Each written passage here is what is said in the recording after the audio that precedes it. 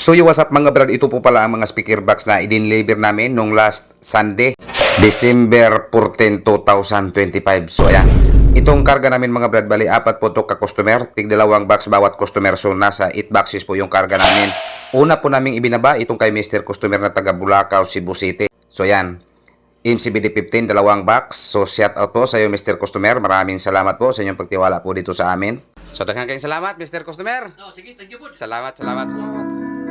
At pagkatapos po namin na ibaba yung kay Mr. Customer ng taga Bulacau, ay dumiretso po kami sa Bariles, South Cebu. So itong karga namin papunta ng Bariles, South Cebu mga brad, bali 6 na lang po to ka box. Dalawang box po bawat isa sa kanila.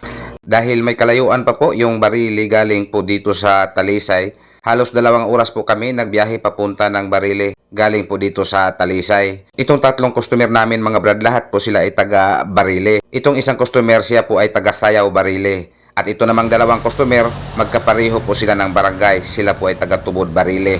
Una po naming ibinaba itong kay Mr. Customer, Mr. Ariule ng Tubod, Bariles. So yan.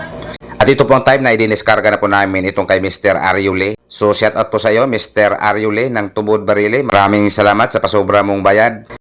At ito po ang time na nandito na po kami sa Tubod, Bariles. So shout out po sa iyo Mr. Customer. At maraming salamat po sa pasobra ninyong bayad. Tulad ng sinabi ko kahapon, madagdagan pa yung sobra nilang bayad. So maraming salamat, dalawang diitin. Ma'am, salamat po niyo mama. Sige, salamat. At ito naman kay Mr. Customer ng taga Sayaw, Bariles, inabangan lang po niya kami sa highway dahil mahirap daw papasok sa kanilang bahay tungkol po sa kanilang kalsada na lubak-lubak. Kaya inabangan na lang po niya kami sa kalsada at ikinarga na lang po niya sa motor.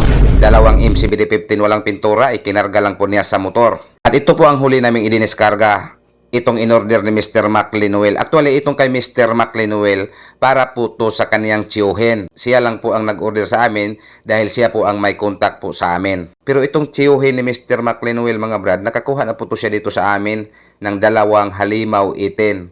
Pero si Mr. McLean pa rin ang nag-order dito sa amin nitong kaniyang 2 halimaw itin. At ito po ang time na nandun na po kami sa kanilang grahe at sinimula na po namin sa pag-set up ang kaniyang munting laruan. At ito po ang time na nandito na po kami sa location ng aming sinatira nito.